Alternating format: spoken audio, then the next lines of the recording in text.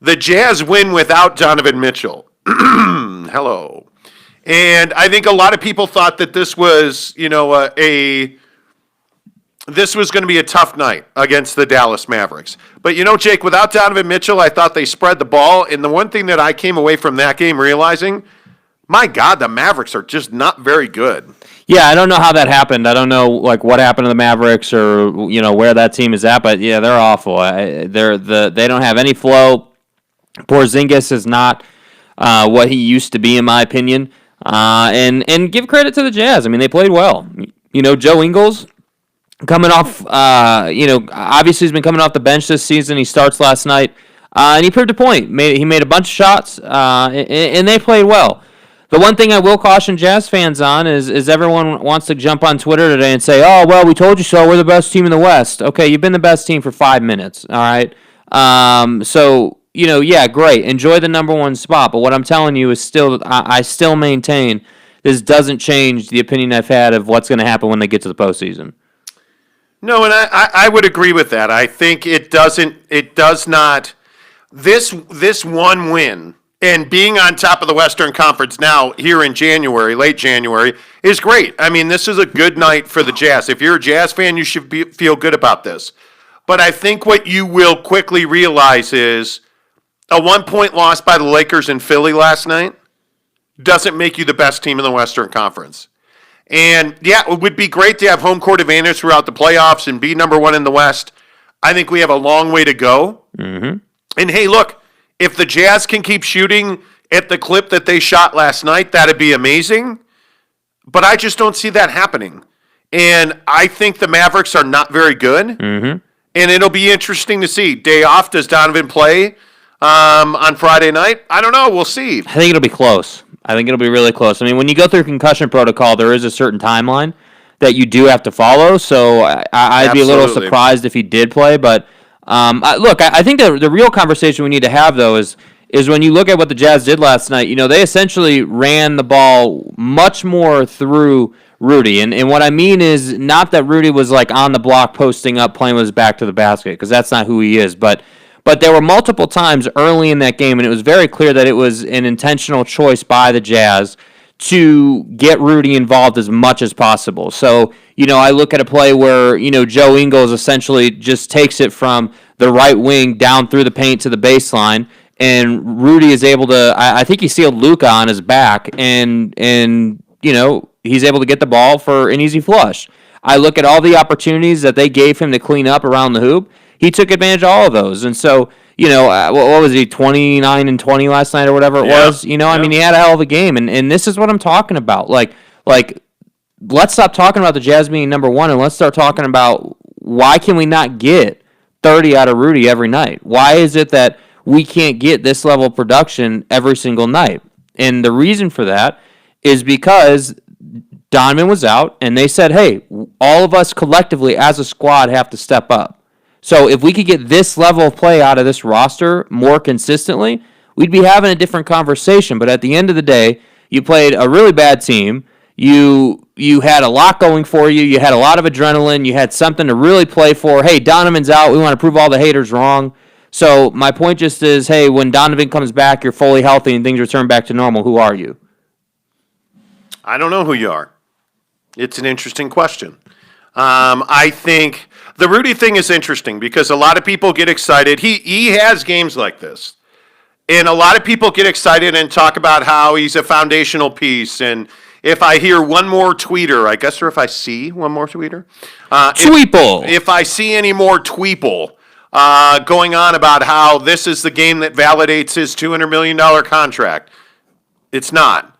Ask me in a playoff game. Ask me in the last 5 minutes of a tight game. Rudy Gobert is not a factor, especially offensively. He has a use defensively, and I'm not trying to discount what this win was or what his performance was. Dude, it's not like you went out and beat the damn Lakers or something. I mean, you beat the Mavericks, right? Like it has to be said that, you beat the Mavericks, and I get it. Yesterday on the show, I said that they get blown out by the Mavericks. I was clearly wrong about who the Mavericks were. So, yes, kudos to the Jazz for winning that game, keeping the win streak to 10, being first in the West. All of that is great. You're playing good basketball right now. But Like, is that good enough for you as a Jazz fan? Are we in a place as supporters, folks who follow the Jazz fans, are we in a place where we're just okay with, hey, it's January, we're on top of the West and we've won 10 in a row. Yes, that's great, right? Shouldn't we be in a place where we're saying, hey, yes, we're getting the job done right now, but we also got to understand we're doing it against mediocre teams, and we also got to understand when we start playing the Clippers, the Lakers, the better talent in the West and frankly in the East, because they are going to go out East at some point. Absolutely. What's going to happen? What is the conversation going to be? Are we going to start turning the ball over again? Are we going to start missing our shots again? So that's what I'm saying. I'm not trying to discount where they are right now. They're in a great place right now. But let's also be careful not to go too high on the Jazz and say that they've already won the Western Conference when we're not even close to that. Yeah, but I think you are a lot more convinced, certainly than I am, that they're not a contender to win the West. I think they shoot the ball well enough to be a contender. Mm-hmm. I look at Rudy Gobert, and my opinion on Rudy has changed dramatically. I do not believe that Rudy Gobert is a dominant center. I think he is a dominant defensive force in this league. I think 29 and 20 nights are very rare for anybody. It's an incredible feat. But Rudy Gobert is a guy who's dunk or nothing. He's not a guy that makes layups. He's not a guy that is going to run the floor and finish like James Wiseman did last night, blocks the shot, runs the floor, gets the ball at half court and runs down and dunks it. Has a little bit of a handle. Rudy's never going to be that guy. Yeah. He is going to be a double-double, and when I say a double-double, he'll give you 11 points and 15 to 17 rebounds, which is really useful in this league. But the issue becomes, hey, that's a cool stat line at the end of the night, but what are you doing for me in the last 5 minutes, and what are you doing for me in tight games? Yeah. And I think when you're paying a guy $200 million, that's a problem. I look at the Laker game last night, and first of all, no Joel Embiid. LeBron should not have been ejected. And if you didn't see it, LeBron, dropped a pretty hard foul on Joel Embiid, I guess. I didn't think that it was a flagrant foul. It was a situation where Joel Embiid went up, LeBron was under the basket, he faux blocked the shot like he faked he was going to jump, and he put his hands on Joel Embiid's rib cage. And Embiid lost his balance and body slammed himself on his back. They called a flagrant one for that. Mm-hmm. And it's like, okay, I get it. Joel Embiid's in the air. It's a dangerous situation. But are we really talking about ejecting him for that? When he didn't extend his arms at all? Yeah. I get it. The issue for the Lakers last night was that endgame situation. They had no timeouts. They clearly didn't know what to do. Anthony Davis winds up throwing up a half-court shot, falling down. Mm-hmm. You got to do better than that. And the thing that continues to be the weak point for the Lakers, the way they switch is killing them. It's killing them. Right. And until they figure out how to effectively switch, and this is why I think you're seeing so much zone in the NBA, because switches are killing people. And the Lakers don't play much zone, if at all. And they're going to have to figure out the switch, because Tobias Harris last night switched on to KCP and the game was over. Yeah. There was no way Cantavius was going to be able to deal with that. Yeah, and I think the reason we're seeing more zone in addition to what you were saying is that when you play zone defense, it really it messes with the offense's ability to create the matchups that they want because you're playing zone. And so, right, the Lakers are a phenomenal defensive team. I mean, that's really how they went about winning a championship. I mean, they just suffocated the Heat for the most part, and then obviously they scored a ton of points. But I look at the Lakers, I look at the Jazz as an example. The Jazz will run zone very occasionally. I've seen it a couple times, but it's very occasional. And so, look, I think in the league, it's night by night. It's game by game, situation by situation. I think if you're a team like the Cavs, you're going to run more zone because you're not talented enough to keep up in man, So you're going to try and play more team defense, and you're going to try and collapse on the paint more and force teams to shoot. if you're the Lakers, you're so damn talented that you don't need to run zone. You just simply need to be smarter about your switches and play better defense, and you're going to be fine. So I don't know. I love seeing the zone in the NBA because I think it causes chaos. You do? Oh yeah, I love seeing it, dude. I hate it. I love seeing it because I think at the end of the day, you have to be able to beat any defense. Where's that sound? Where's that soundbite? No, like I hate. No, I hate zone in the NBA.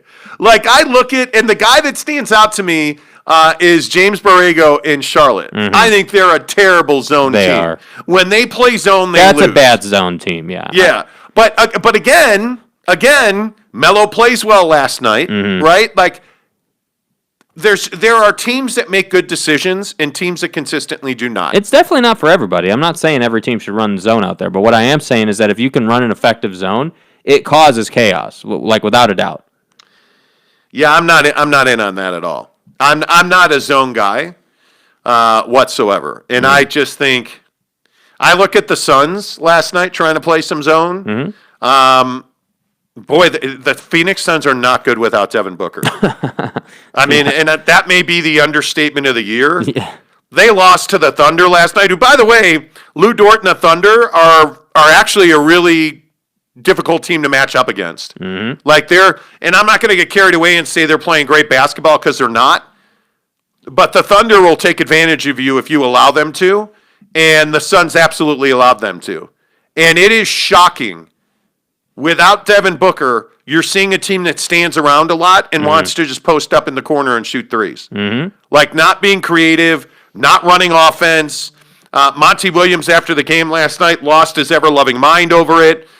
Which, hey, if I'm Monty Williams and my team is doing what they did last night, and I think this is a problem for Chris Paul, because this is supposed to be Chris Paul's team, and I don't see Chris Paul leading this team last night.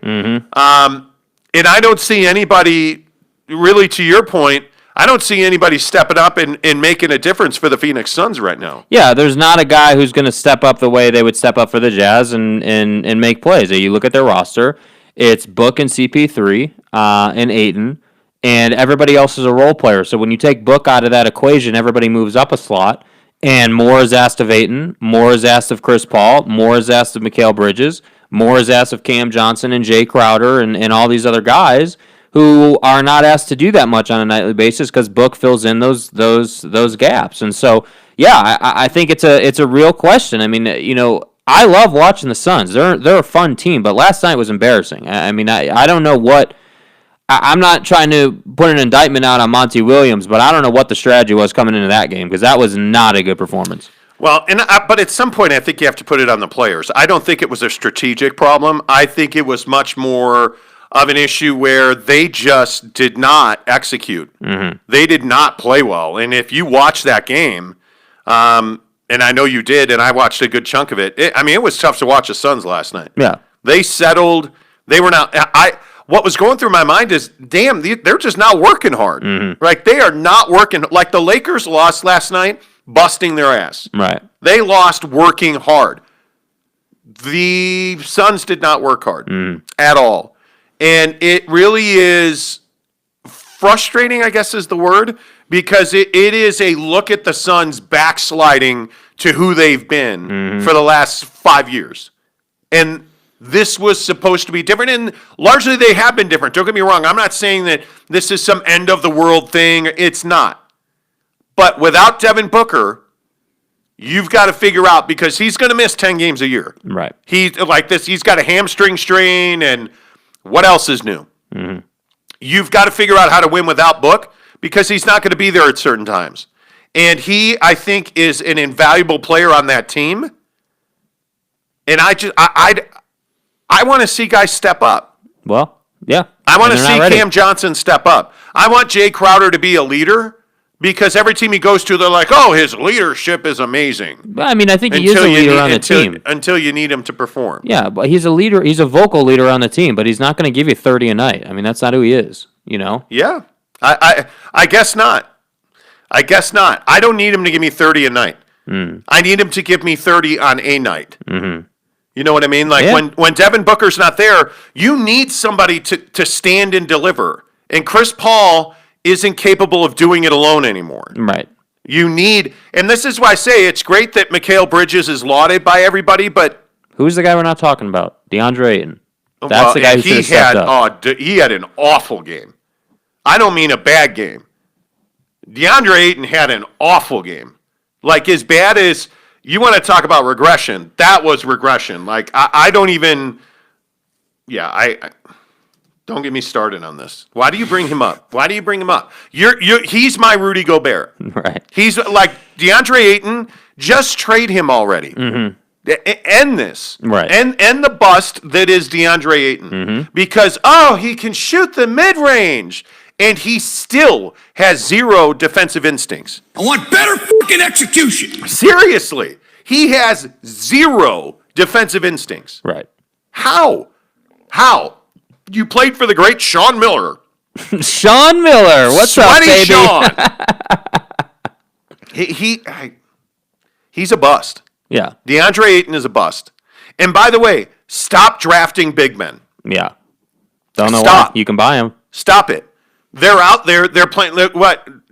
Andre Drummond's not an indication of that? He's available. Mm-hmm. You want to go and trade for a Clint Capella? He's available. Why are you spending top draft capital on a guy like DeAndre Ayton? The big man doesn't have a home unless he is versatile and can shoot. This is the Rudy Gobert conversation, but DeAndre Ayton, it's the exact opposite. He can do things offensively. He is a waste defensively. Yeah, liability. I mean... Yeah. No, I mean, I agree. I completely agree. Fucking... yeah, like, I you know... Like a motherfucking... Seriously. Down. Fucking... motherfucking...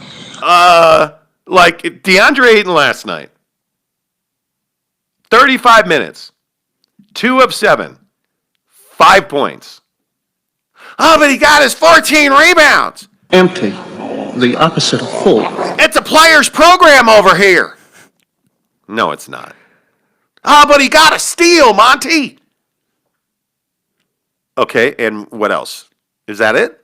Oh, he took 7 shots, and they lost. To Lou Dort, who went to... Oh, forks up, He went to Arizona State. See, like, I have to stop. Yeah, I get it. Stop. I get it. The Jazz are a 500, or the Suns are a 500 basketball team. Mm-hmm. And until they're not, they are. Until they are consistently good, they're not. And this Suns team is becoming frustrating. Yeah. Because they should be much better than they are. Should they be the Golden State Warriors? Yes. The Suns, by the way, I don't know how many people realize this. The Suns are now out of a playoff spot after losing 3 in a row. Mm-hmm. They're the 9th seed in the West right now. They are behind Memphis and San Antonio and Golden State and Portland, and I think they're better than all of those teams. Who are all playing with injuries. And who are all not playing well. And the Suns... And you still can't get over the hump. Yeah. By the way, you're only a game up now on OKC. Mm-hmm. In Lou Dort. And who went to? Forks up. Forks up. Yeah, I don't... You're on par with Dallas, who's not very good. So, anyway. Yeah, how about the Jazz with a half-game lead on the Lakers and a 1-game lead on the Clips? Mm-hmm. Pretty good. Pretty good. Make sure you're pretty good and you subscribe to The Monty Show on YouTube. Just search The Monty Show. That's us right here. Yeah, if you search The Monty Show, Monty, The Monty Show on YouTube, it's all us. Are people Myron? Oh, they are. They are. Appreciate all your support. Make sure you subscribe. Please give us a thumbs up as well.